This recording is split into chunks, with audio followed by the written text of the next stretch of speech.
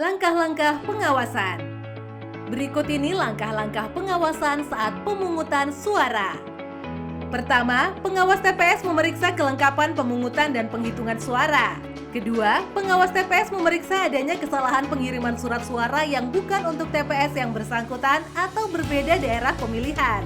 Ketiga, pengawas TPS memeriksa keterbukaan informasi dengan memastikan DPT dan DPTB dipasang di papan pengumuman atau tempat lain sehingga pemilih dapat memeriksa namanya sebelum melakukan pemungutan suara.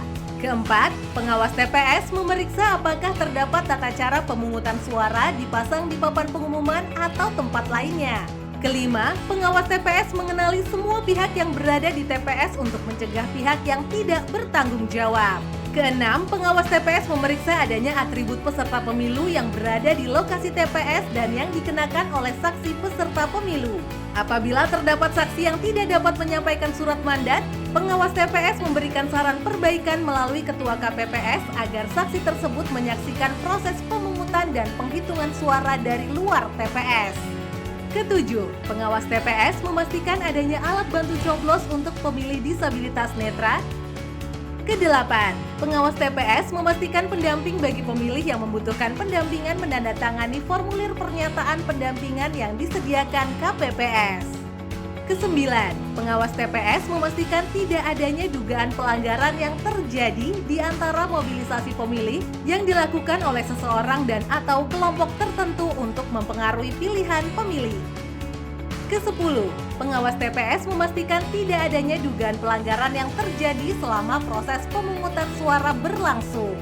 Ke-11, pengawas TPS mengawasi adanya pemilih yang memiliki dokumen KTP elektronik dengan alamat di luar domisili TPS.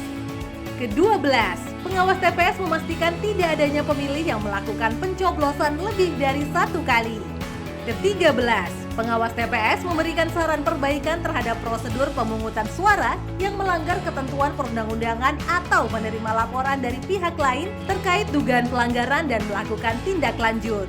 Ke-14, apabila terdapat dugaan pelanggaran dalam persiapan pemungutan suara, maka pengawas TPS menuangkannya dalam formulir A. Ke-15, pengawas TPS mengirimkan informasi hasil pengawasan melalui Siwaslu dengan mengisi form A3 tentang pengawasan pemungutan suara.